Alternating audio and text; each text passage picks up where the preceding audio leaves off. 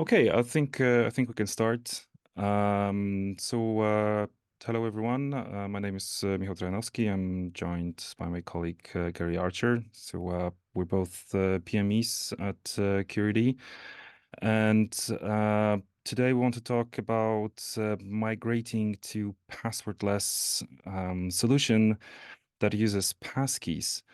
Uh, so uh, Passkeys gained quite a good traction in recent months, also because there's now quite a good support from both browsers and operating systems. But there are still quite a few concerns around passkeys, and they're both from the user perspective. Users are not sure whether it's okay to migrate to that solution. You know, what happens if I lose my device, for example, where I have my passkeys? Will I be able to log into to the website or not? But also from company side, whether they should enforce passkeys and passwordless solutions from their users. Is it high time for that or not? With this webinar, we hope to help you overcome some of these concerns. And maybe we'll start with some background. Gary, do you wanna talk a bit about background to passwordless? You're muted, Gary. Oops, Zoom problems. Yes, sorry, I'm Gary Archer and I work with Michal at Curity. And I think that what we want to present, what we want to get across in this webinar is there's no blocking issues to releasing passkeys. We're going to show that you can use passkeys and cover an entire user base. And we can show that the account recovery side of passkeys is just as reliable as the account recovery side of passwords. And that's often misunderstood. So we want to give you some background, first of all, so that you understand the landscape and the best way to use passkeys. So first of all, let's discuss passwords. We all know the problems with passwords. Companies have been trying to phase out passwords for a long time. Problems with passkeys tend to be, the problems with passwords tend to be stolen passwords. For example, an attacker might mount a phishing attack that simulates your website and captures a user's password. And because users reuse passwords across multiple sites, they can potentially gain access to the user's data. Even worse, there have been incidents for some organizations of server breaches revealing the passwords of many users. And that can be very embarrassing for an organization, even can lead to fines and things in some cases. And also the password user experience is quite poor. You know, most of us, if we're asked to create another password on an online website, grown a little bit, it's not the best user experience. If we come back to the application in a month or two's time, we might have forgotten the password. And especially on mobile, when you have to type these values in, it's quite awkward. So what's been changing in the identity industry is there's some hardened forms of login these days, a more modernized form of login. And it's really based on users authenticating based on ownership of a private key. So this involves asymmetric cryptography. And one of the characteristics is that you get a different private key for each application. So even if this phishing attack was to succeed somehow, the private keys are bound to a particular server origin. So a malicious site cannot steal credentials for your site. So even though the cryptography is used, it's usually managed by some middleware that you don't have to manage yourself, and neither does the end user. The end user doesn't have to type anything complicated, such as a long password. The user just provides a gesture, like a touch ID or something along those lines. But obviously, with this form of login, one of the big concerns is that a user may lose their private key, and that might somehow lead to users being locked out completely and being unable to log in. So, any real-world solution needs to consider good security, good user experience, but also reliability. So one of the focuses of this webinar is going to be showing you how passkey reliability can be achieved. So the next point to cover is, why is passwordless now possible? Because it's been around for years. Users could use things like key fobs, external security keys such as YubiKeys. But obviously that's a difficult user prerequisite in many use cases. If you've got an internet user base, you can't expect all of your users to have that type of device. But what's different in 2024 is that these prerequisites are now provided by the operating systems. So we're going to discuss the most convenient form of passkeys, which are called platform passkeys. These are provided by all of the main operating systems on Windows, Android and iOS, Mac OS, and all of the main platforms.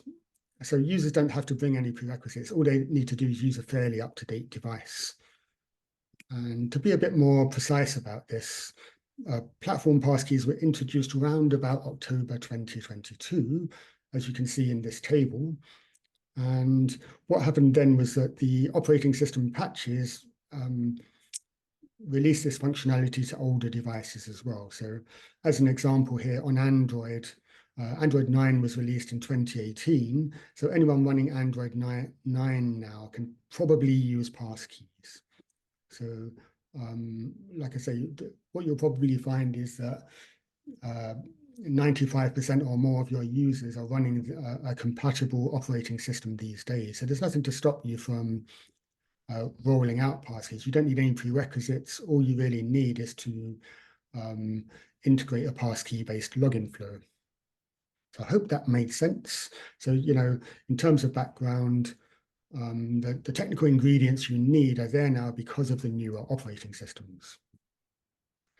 So now Michal is going to talk a bit more about passkey mechanics and how they work. Yeah, so a quick reminder or explanation if you don't know how passkeys works or what are actually passkeys, what's the technology behind it. In a really simple one sentence, passkeys are an implementation of WebAuthn and FIDO2 credentials. You might have come across the name WebAuthn. It's been quite popular for some time. Passkeys are just another implementation of that specification, the WebAuthn credentials. And in its essence, you should look at passkeys exactly as you look at passwords, because the concept behind it is pretty much the same. So if you think about the password as some kind of secret that when the user registers at your website, the user provides that secret, you save it in your database, and then whenever the user wants to log in, they have to provide that secret again, and you verify it with the one that you have in your database. Passkeys are really the same in its concept. They are better than passwords because of a few features that Gary already hinted, and we will also show you here. Their passkeys have a built-in support for MFA, so you don't need another another authentication factor. We'll show that in a second. They're phishing resistant, as Gary mentioned before, because the private public key pair is bound to an origin, and they are safer than passwords in the sense that the information that is kept in a website's database is just a public key. So if anyone breaches your security and manages to steal data from your database, they will just be able to steal these public keys. So they won't be able to reuse it on any other website because these keys are bound to your website anyway. And it's not like with passwords. Yeah. So that's a good point to emphasize, isn't it, Michal, that the websites only store the public key, so no attacker can do anything with a public key, even if they were to breach the website somehow and discover all the public keys. There's nothing they could do with them, right? So exactly. Yeah. And so the two types Gary already mentioned, but just to highlight that there are these two types of passkeys. The one type is the passkey held on an external device like a key fob. It's be connected either with USB or near field communication with your device, things like YubiKeys keys and devices like that. You don't have to use it now because there's that other type which is called platform passkeys. So these are the passkeys that are provided by your operating system, by your device that you use anyway. So your laptop, your mobile phone, your desktop PC, whatever. That allows users to use passkeys without those external physical devices. Yeah. And there's two ceremonies, aren't there, Michal, involved in this is the thing to understand about passkeys is, so maybe you can talk us through the two ceremonies so that people understand them. Yeah. These are a short recap of those two flows that are used with passkeys. So first, you need the registration ceremony. So again, in similarity to passwords, when you register a user, you get a password from the user and you save it with the user's data, and it's pretty much the same with passkeys. Uh, how that works is that when you start that registration ceremony, the operating system creates that private and public key pair, and that key pair is bound to your backend origin, which prevents phishing attacks. And now the private key is saved in the user's device, and the public key is sent to the website and saved in that website's database. From the user's perspective, it's just a simple dialog. So all the user will see is that the dialog provided by the browser or the system that will ask the user to create a new passkey for a given user, save it. Here's an example from macOS that you'll save the passkeys in an iCloud keychain, and that's it. Yeah. And So all the mhm. cryptography is behind the scenes, right, Michal? So, although there's some complicated stuff going on, it's all managed by the operating system, and the Yeah. user doesn't have to be involved, right? So the user experience is quite slick. I think users are getting quite socialized to this type of user experience as well on other sites. So Yeah, and once the registration is complete, the user can then use the passkey to log in. And again, how this flow works is that whenever you initiate the login with the passkey, the server creates a challenge and sends it to the client or to the browser or the app. The client uses that private key to sign the challenge and then sends it back to the website. The website now can use the public key to verify the signature of the challenge and then authenticate the user because it now knows that the user is in possession of that private key. yeah, so that's a good point as well, isn't it, Michal? That really the passkeys are based on proof of ownership of a private key, but the private key never leaves the user's device, and the only thing that gets sent over the wire is like a digital signature or something. So, and again, there's the authentication ceremony.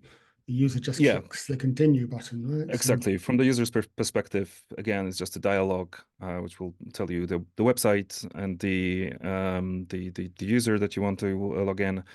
Um, Again, that phishing resistancy is provided by the passkey itself because the key is bound to your origin. So even if someone uses a website that has a funny looking name, which is very similar to yours because it uses some obscure letters from different alphabets, it won't work because the that passkey is bound to your website and your origin and not to the attacker ones. yeah, And that yeah. Mhm. So, yeah, I mean, passkeys are multi-factor authentication, aren't they? But really, the second factor is typically just a touch ID or something like that, isn't it? Me, I probably might be clear over multi-factor authentication in the demo later on, but we'll show Yeah. you a bit of touch ID or using a PIN or some things. But the second factor proves the user's presence, and so if the user's device is stolen or something, then an attacker can't log in, right? Yeah, exactly. So we won't dwell on this. It will probably be clearer when we do the demo. So, but a typical second factor looks a bit like this. This is on Windows. Hello.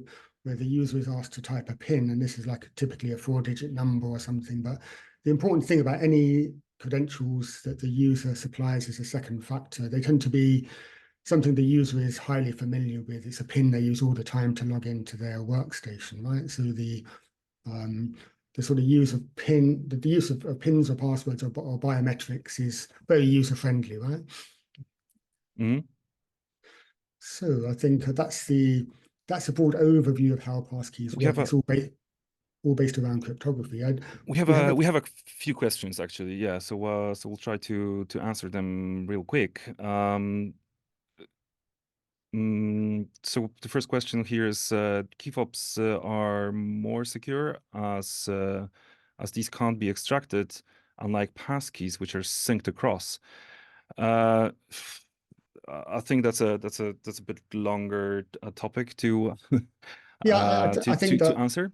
yeah, I think there's there's always trade-offs here, but I think probably the main thing we're trying to cover in this webinar is migration from passwords to passkeys.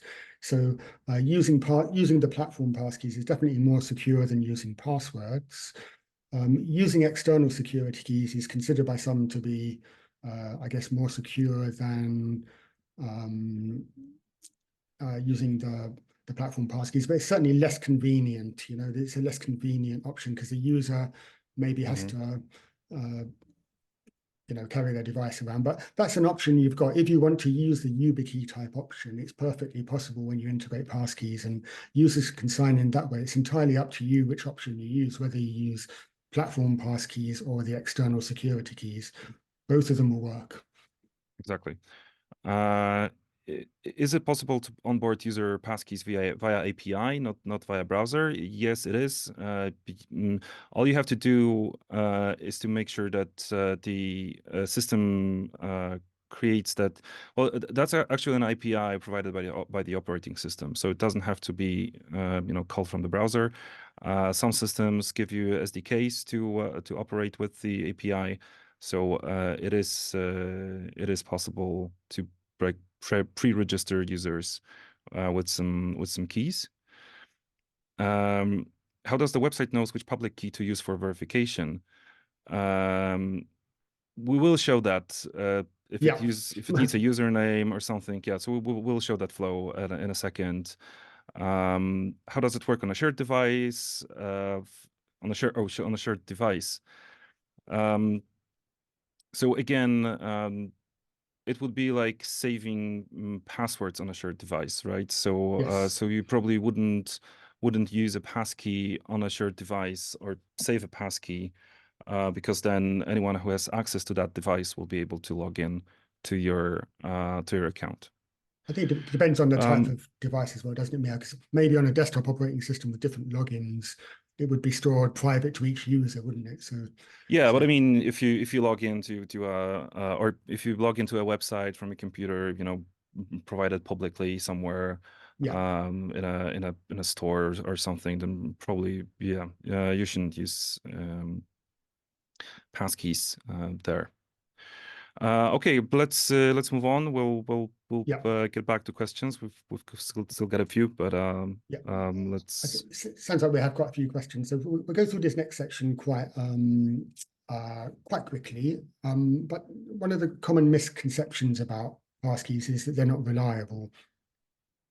And we want to sort of show you a way to deal with passkeys reliably that's no worse than how it works for passwords today, because it's common today that if someone's got a password and they forget it, they can use an email-based recovery or SMS-based recovery, something along those lines. And the same options work for passkeys. We're going to briefly explain this. So whenever you deal with this kind of cryptography-backed authentication, there's a few things to consider.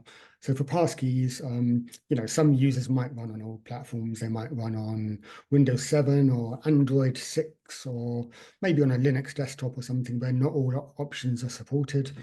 But we do think that's going to be a small minority of your users these days, maybe 5% or less. So it's certainly better from a security posture viewpoint to update 95% of your users to use passkeys. It's worth being aware that users can do things like clear all their browser settings or their all of their keys in Apple iCloud keychain or something and lose their passkeys. Some users roam across browsers or platforms. For example, I might use my Windows desktop computer and then use my macOS laptop and then my Android mobile device. And ideally, the same passkey would be used across all of those, but that's not always supported. We'll say a bit more about that. And sometimes some of the passkeys dialogues will show you, but when the user roams, some of the system dialogues can be a little bit confusing. So there's some UX recommendations we'll show you later on. So first of all, for the minority of users who can't use passkey logins, we recommend just configure a backup authentication method. It can be anything you like. In this example, the backup authentication method is passwords, but it can be, email verification, anything you want it to be. It's also possible to synchronize passkeys. So Michal's going to give you a bit of an overview. Yeah, so for those users who work on different devices or numerous devices, you can synchronize your passkeys. This also gives you an option of a backup. Google Password Manager, Apple iCloud Keychain are two quite common examples where you will store your passkeys. For example, macOS will do it automatically for you unless you opt out of it. You can use some third-party services like Bitwarden, OnePass, LastPass, or things like that. They're most of them, they're able to synchronize your passkeys. By synchronizing your passkeys will mean synchronizing the private key. So these will have the private key safe somewhere in the cloud, which for some might be a concern. Security concern. Important thing here is that even if that private key leaks, it can be used only to log in into that one website because it's tied to a concrete website, not reused across many of your accounts. But what it enables you is that you have that better UX when you move to a different device. When you have a new device, for example, you can just load your passkeys from that synchronization store, and you don't have to register again. There are some limitations to that. Vendors are working to remediate some of the problems, but for example, you won't be able to synchronize passkeys between Google Store and the Google Password Manager and Apple iCloud Keychain, and probably that won't happen in near future. I don't think you ever will be able to synchronize these. Maybe some browsers will store passkeys locally and won't send them anywhere. But the important thing here is that you shouldn't view that as a limitation. Because even if the user can't access their passkey that they registered on one device, they can't use it from another device. The user still should have different options to log in or to recover from such a situation. And it's not a blocking situation. It's not like losing your device with registered one-time passwords authenticator, where it's really hard to then regain access to your account. It's the recovery options should be much simpler here. Yeah, this was something that took me a while to understand, Michal, that I thought that if a passkey wasn't synchronized, the user was blocked, but that's not true at all, actually, and we're going to show that shortly. There's another way of sharing passkeys when the synchronization doesn't work. For example, there's an option called cross-device authentication. It's probably a bit of a minority option, but it's worth being aware of. The user sees a device like this, for example, in a desktop browser, they see a display like this. The user then scans the QR code using Bluetooth, using the mobile camera, and Bluetooth enables the passkey on the mobile device to be used on another device, to sign in on another device. So for example, I could sign in on, like I say on the slide here, on a desktop application, I can sign in using my mobile passkey.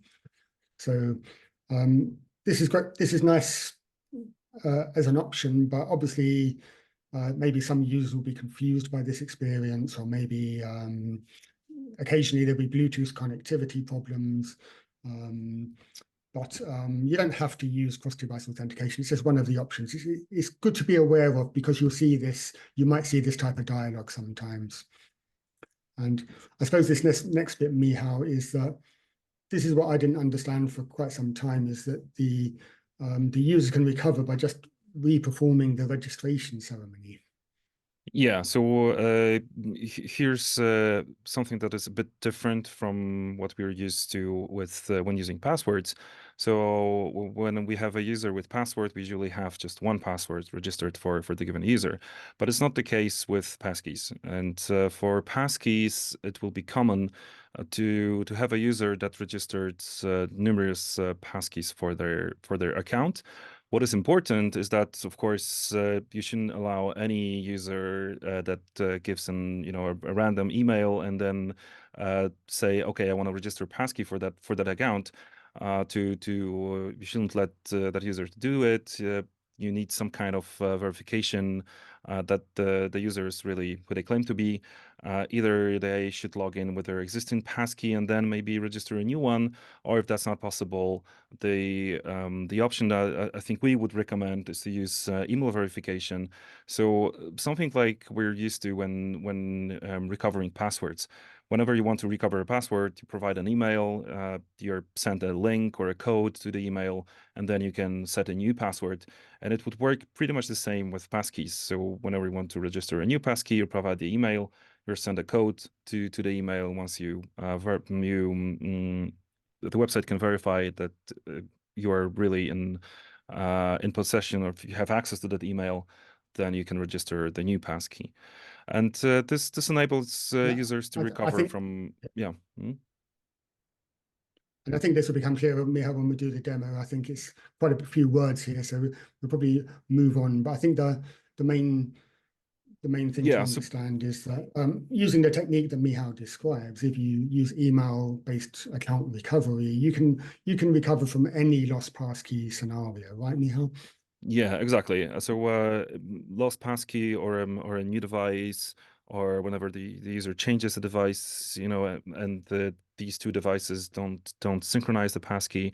So it's not only when the passkey is lost, but whenever the user needs to access the website from a new device that doesn't have access to the previous passkey, you can use this scenario to like recover, let the user in again. Yeah. And we're going to look at some system dialogues. I think as time's a bit tight, I'm going to so I think this will become a bit, well, I mean, I think sometimes with passkeys, you get some system dialogues that are a little cryptic, especially when the user's roaming and the user maybe goes from one device to another. You sometimes get a sort of a confusing dialogue. So I think we were going to show you this dialogue here. Imagine an existing user whose passkey is stored in Windows Hello, and the user goes to their MacBook and tries to log into the same application. What tends to happen is that the server has a public key registered. So the server triggers the authentication ceremony, but then that passkey hasn't synchronized to the device. And so the user may be a user who's got a passkey in Windows Hello may find this dialog confusing because the options suggested here are not going to work, on a MacBook. So Yeah.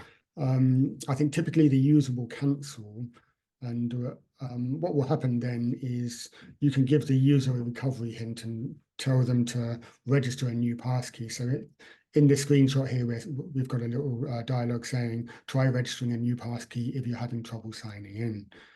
So there are actually some passkey usability guidelines that are published by the FIDO Alliance that talk about some of the messaging to the user before and after the system dialogues. But it's fairly simple to resolve. And to give the user a hint, and the user recovery is actually quite simple, which we'll demo shortly. Mhm. Should we maybe try to answer a few questions? Because we've got Yeah, please. some more here before we move to the demo Yeah, part. So the next question is, I suppose the part stored on the backend origin, so the public key, contains some user identifier such as an email. So it doesn't have to actually, because what happens during authentication is that the user will first provide their user ID. So I will say that, okay, this is my email. I will send it to the backend server, and what the backend server will do is it will create a challenge for the user with this, for example, with this email, then send it back. Um, then send it back to the client. The client will use the private key to sign the challenge and send it back to the server. So now what the server does is it uses that public key that was saved with this email address, with this user ID. It uses that public key to verify the signature of that challenge. And then the server knows that, okay, I have verified that this is my address and I gave this public key. And now I'm using a private key associated with this public key to sign some kind of challenge. And that's why it knows that it's really me. Yeah. I hope So I this think that, answers the question. Yeah. yeah, what we do in the Curity identity server is we store the public key information against the user account. So therefore, when a user begins an authentication session, we know which user it is, and we can look up the public key. I'm going to move on to. Do we have anything more we want to answer right now, Michal? Because I do want to show the demo again. We'll Yeah, have a yeah. break. Let's move on with the demo, and we'll get back to the Yeah, questions. and we'll answer as many possible questions as we can afterwards. So I'm going to run a demo, and I'm using Oath Tools, which is like this is like an Oath client, a visual Oath client, and in a real app, you would use your web application or your mobile application. So I'm going to trigger a user login and authorization code flow, and at the moment, there's no users in the system. And it's worth pointing out that there's various ways in which you can roll out passkeys. So what we're showing you here is not the only option, but what we've done in this particular example is we're using like a username authenticator to capture the user's email first of all, before we decide what login options to present them. This could be quite a useful option when you've got a mix of users, such as some users on passwords, some users on passkeys. You don't have to use it, but we're going to use it in this particular example. It's worth pointing out that you can run this example yourself. We'll show you some links afterwards. So I'm going to come along, and we're giving, what we've done here is we're giving the user an option to sign in using either passwords or passkeys.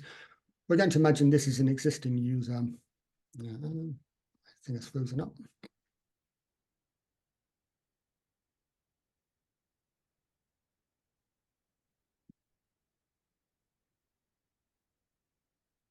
Hmm. Hello, you hear me okay Is that now? yeah, yeah. We can hear you. Is your browser froze? Ah, I'm here now. Sorry. I think, yeah, no, I think I had a bit of I've been having a couple of connectivity issues today. Let's hope they don't continue. Let me do this again.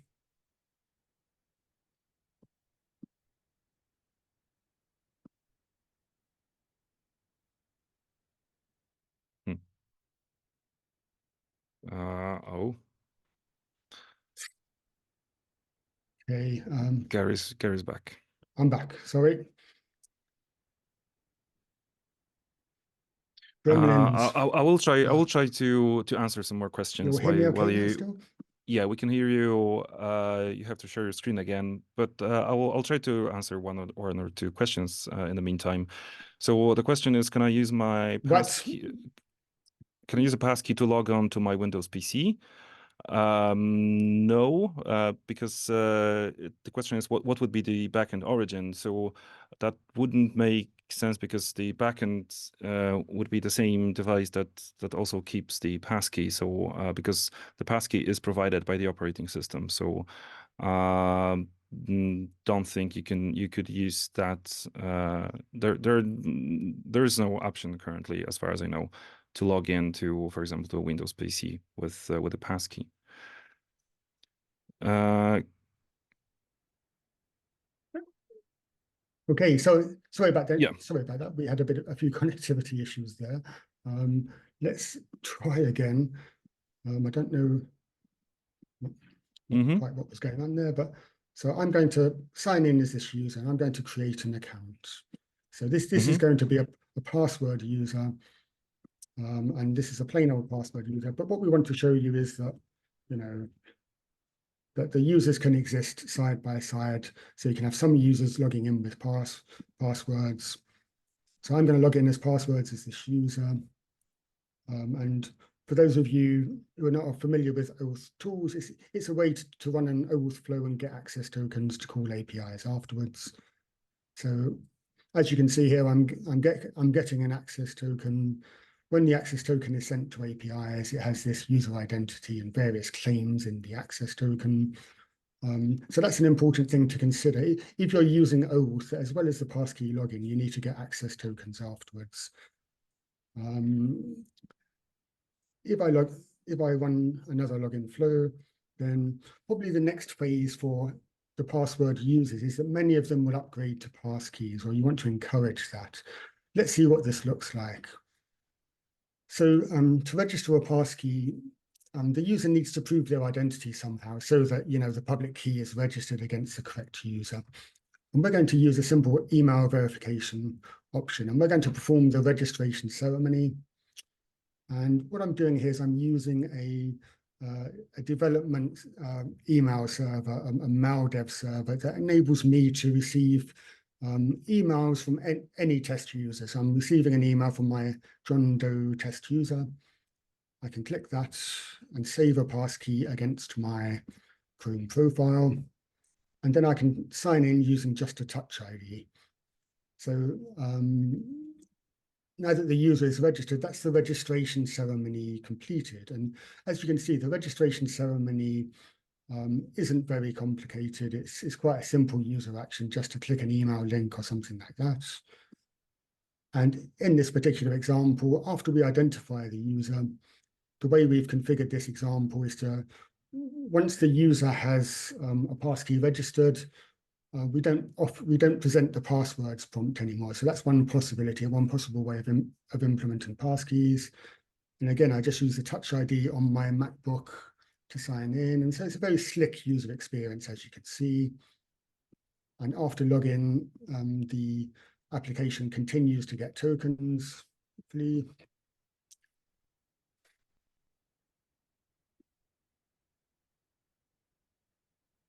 I've still got some internet problems, I think, unfortunately. Hmm.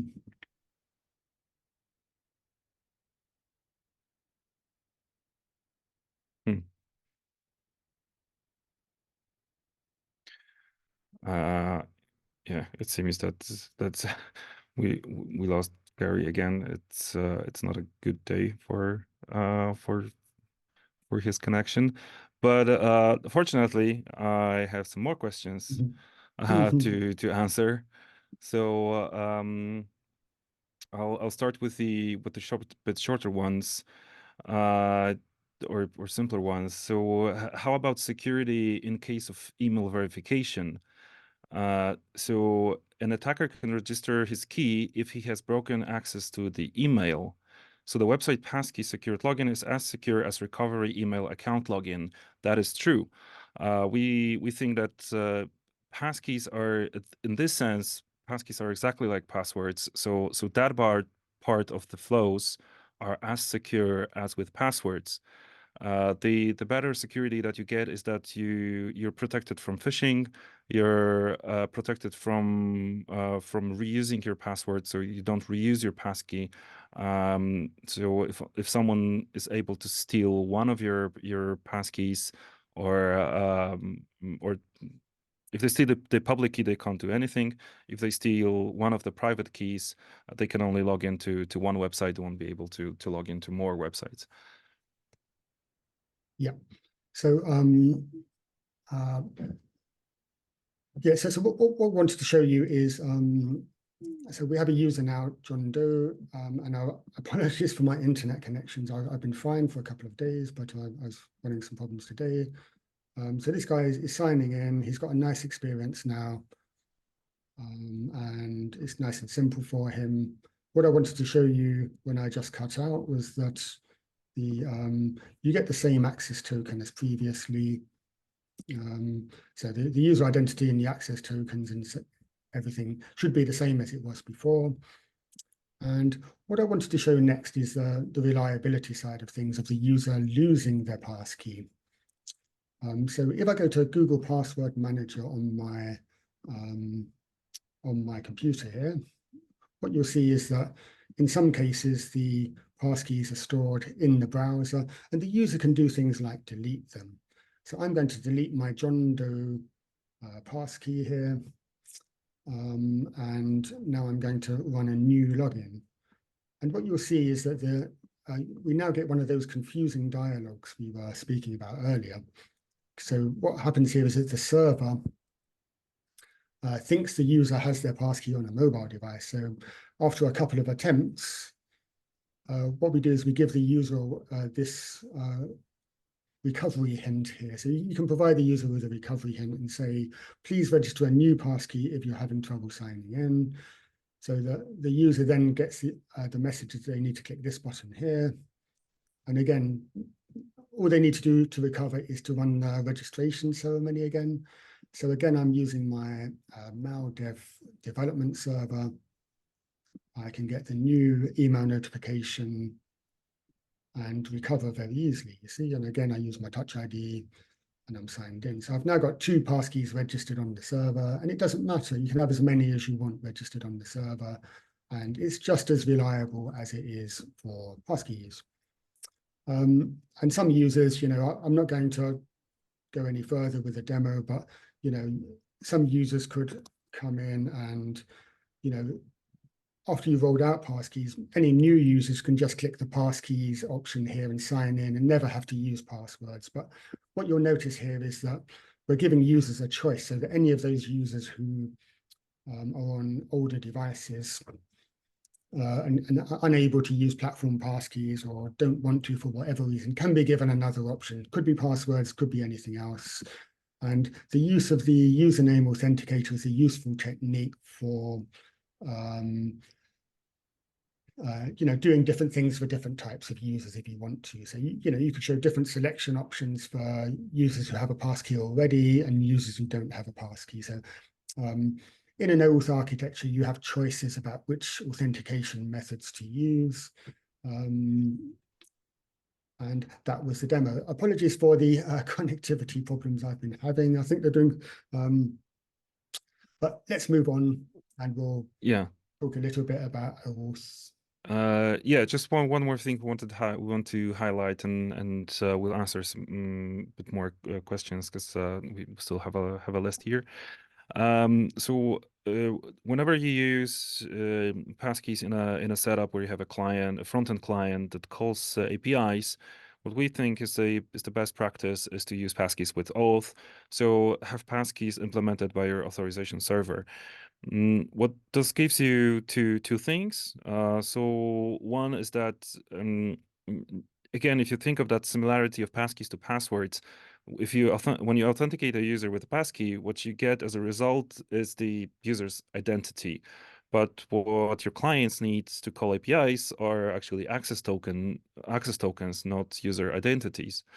And if you implement passkeys as part of your authorization server, then of course you as a result you get an access token that you can use to call APIs. But another thing is that if you have more front-end clients, you only have to implement passkeys functionality once. In order for passkeys to work, you have to do some work on the front end. So, for example, in an SPA, you have to call some new browser APIs to start the registration flow or start the authentication flow, and so the browser has to interact with the system, maybe handle the errors correctly, and so on. So it's definitely better to have that implemented only once. So a flow that we think how it should work looks like a bit like that, where you have a browser, an SPA in a browser, and the browser starts the flow with the authorization server and auth flow. And as part of that authentication, the authorization server sends back some HTML and JavaScript to the browser that the browser can now run a passkey flow or passkey ceremony in the browser, get the challenge signed by the private key, and send it back to the authorization server for verification with the public key that was registered before. And as a result, the authorization server sends back the tokens to the SPA. Yeah. And we think this is the best all-round architecture because, as we've seen on the passkey side of things, you can implement passkeys yourself in your own apps, but it's quite a bit of work to deal with all these reliability and usability issues and show all the right screens and things.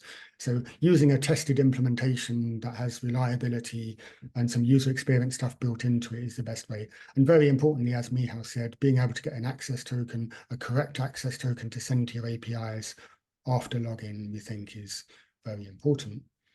Mm.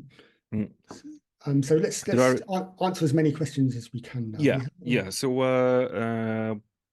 one question we have is whether using multiple passkeys is possible for a user for the same website. Does it have to be on different devices or the same device?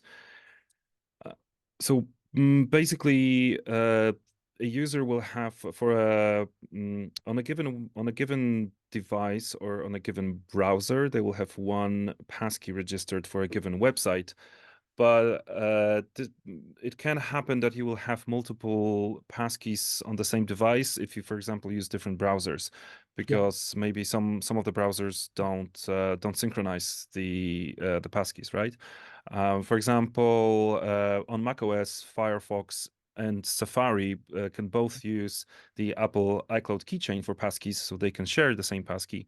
But Chrome on macOS doesn't synchronize passkeys with iCloud keychain, so you will have a different passkey And on the same device. in this example here, I'm using the Edge browser on macOS, and currently password sync doesn't work to the Edge browser here. So for a Google passkeys that I'm using, so I can just register a new one as we saw before, and again, it's just doing the email based verification. And the reason for the email verification is so that the public key is registered against the correct account. And yeah, but the important message here is that yes, you can use multiple passkeys for one user.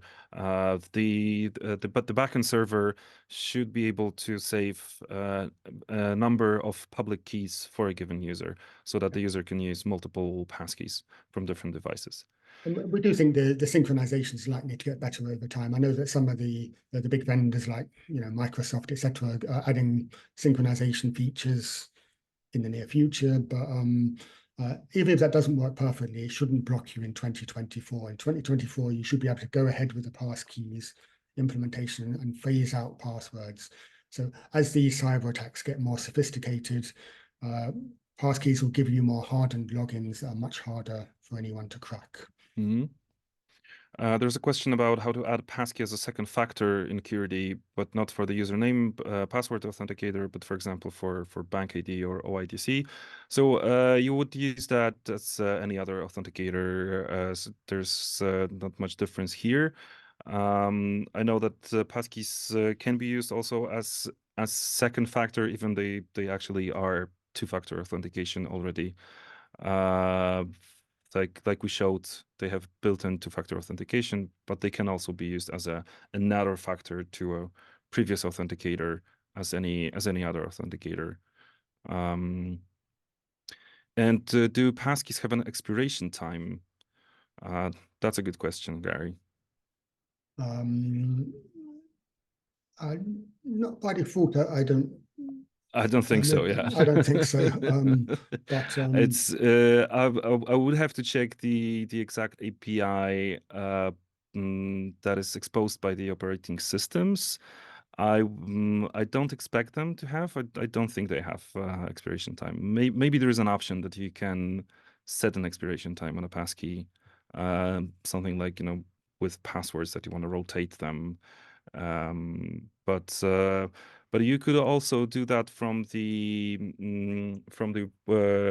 server side, because you can just delete the public key on the server side, and that would require the user to register a new passkey. So basically, that would sort of work like an expiration, but managed by the server administrators, not by the user. The user can, of course, just delete the private key themselves and register a new one. So that's not a problem also. So we talked about this one. There's a bit longer one. What do we think about approach of switching in financial environment from PIN logins to passkeys? Where a PIN might be static or generated by some external app, would a passkey approach be safer than a PIN? In case of PIN, you actually have a device who validates who are you. So if I understand correctly, you mean like a one-time password application, right? That gives you some kind of PIN number that you have to enter. If this is the case, I would say that passkeys are as good as this because they also require you to verify that you are in front of the device and that you are in front of your device, right? Because for example, on macOS, you can protect passkeys with your Touch ID, or on an iPhone with Face ID, things like that. So then you use your biometrics to protect access to your passkeys. And it's very hard for anyone to sort of send a message saying that they're using your passkeys, because they would have to have this access to the same cryptographic private key to actually log in. So the security is very strong using, passkeys. What's sent over the wire is very hard to fake, unlike a password. If someone intercepts a password or some other types of credential, they can resend it themselves, maybe using an HTTP tool or something, but you can't do that with passkeys. There's one more. So do we think that the passkeys should ever expire? I I don't have an opinion on that. I don't think so. I I think the passkeys is all based on the FIDO Alliance, and people there are thinking about the security aspects. So it's a good path to be on, I would say. Um, I think by default, these credentials are managed very safely against the user. So